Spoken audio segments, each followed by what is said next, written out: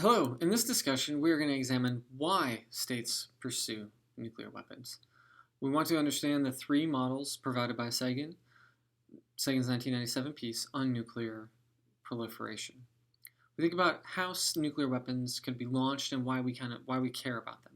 We think about state versus state. What we mean here in this context is the political authorities of a state authorize its use by the military. You could also have a military versus a state launch. So in this case, if there is a disjointed state between the political leadership and the military chooses to launch. And obviously military versus military. Think about rogue state launch. This is what most analysts are concerned with states like North Korea, where nuclear capability is obviously present, and the questions about nuclear deliverable, so a deliverable nuclear weapon as opposed to just a standing test, are still in debate, but it's very threatening. And the last two are whether a terrorist organization receives a nuclear weapon from a state or they steal it to detonate it. Why do we care? This particular quote from Secretary of State Clinton talks about nuclear terrorism directly. This is from a summit from 2010. If we think back to think back a decade as we consider the Iranian nuclear deal and other aspects in this course, we consider the threat or potential threat, the perceived threat of around developing a nuclear weapon and passing it on. This quote kind of embodies the second to last option from the previous slide. The state develops a nuclear weapon, gives it to a terrorist organization, the terrorist organization uses it. Now, in all of these cases, it's an extremely unlikely event to occur for a couple of reasons. Mostly, it's so difficult to produce a nuclear weapon. So we think about what is nuclear proliferation. Nuclear proliferation is the expansion of nuclear weapons capable countries or states. So we think about why this is important for U.S. foreign policy, that the United States since 1945 has had, I would say, the strongest stance on non-proliferation of just about any other state. Now that doesn't mean we didn't provide, the United States, not me, provide assistance to the United Kingdom and to France, and France provided assistance to Israel, and other states provide assistance in other contexts because we states do. But in general, the general policy consensus is that other states possessing nuclear weapons is destabilizing for the international system, though that is contentious and that is debated. So we think about these three approaches to why states develop it. They can develop from, these are not the models, but these are the approaches. Think about security, domestic factors, and then norms. So if you have a national security threat, you have internal actors that are competing for power or capability. That's the domestic model. And then finally, normative approaches to the development. You want to be part of the club, as you can see with the differences between rogue states and the handling of U.S. military massive operations. A nuclear weapon may be useful in deterrence. We'll look at some of those in this lecture. The next set of entries, you don't try to, well, you should just commit them to memory if you study this, but we think about the weapon states. So these are the states also that are the P5 in the United Nations. You have non-proliferation treaty signatories, so we'll talk about that treaty again later, is India, Pakistan, North Korea. Undeclared nuclear weapon states was Israel. States that formally possessed it. I don't have South Africa on this particular list, but, I do. They're the only state that we know of that has acknowledged a nuclear weapon and then got rid of them. And then there's also debate on whether any of the Soviet satellites should count as nuclear weapon states. So we think about realism. Why pursue this? This would be the security model of it. Well, if the world is anarchical, which we've studied, where self-help is required to protect sovereignty and security, nuclear weapons are one of the most effective ways to generate that sense of security. We think about states that pursued this, especially Russia, France, the UK, and China. After the United States test and detonation in World War II, the major powers wanted to have this capability. The reality of this model is that proliferation is real. It's going to continue as states decide to pursue nuclear capability. There's the domestic model. This is that bureaucracies are sufficiently powerful to influence policy.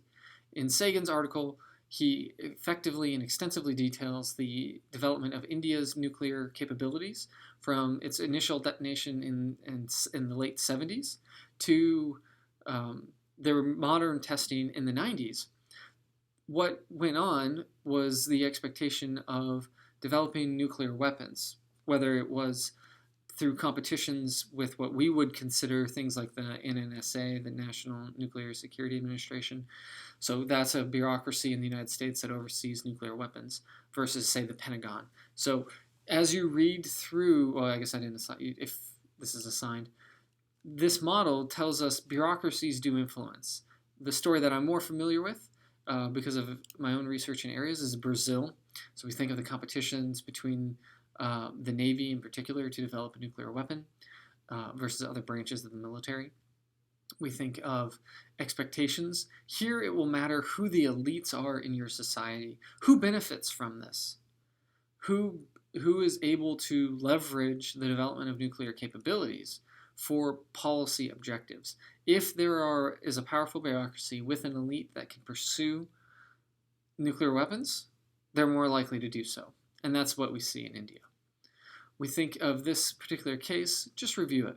It's an exceptionally important case. But I want you to be able to understand and articulate the model and then be able to use India's history to help articulate it, or as the example.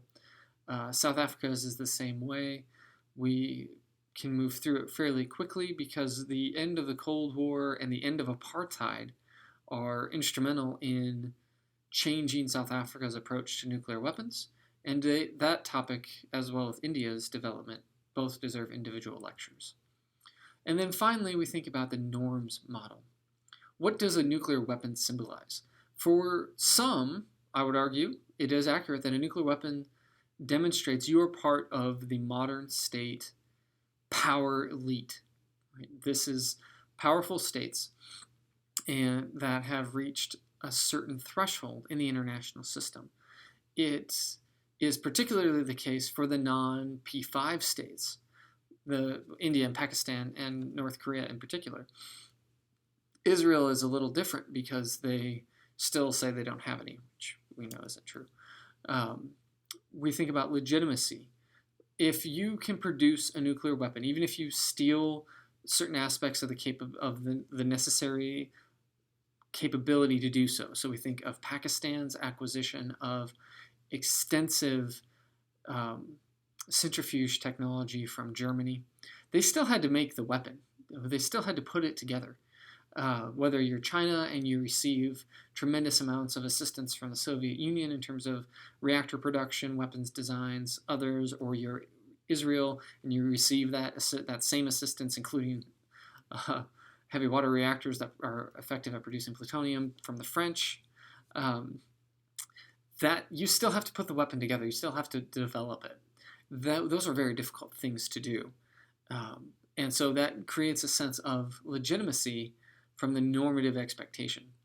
There is also the expectation of pride. So we see this with some of the detonations during the Cold War, particularly the Tsar bomb, mentioned in a couple of the other lectures that we discussed. There's really no reason for a 50 or 100 kiloton weapon except pride. Deliverability problems and targeting problems and other areas just kind of make it not useful.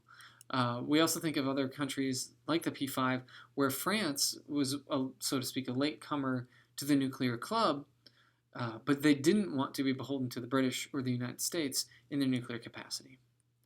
And so we think about these key questions. What would countries do to give them up?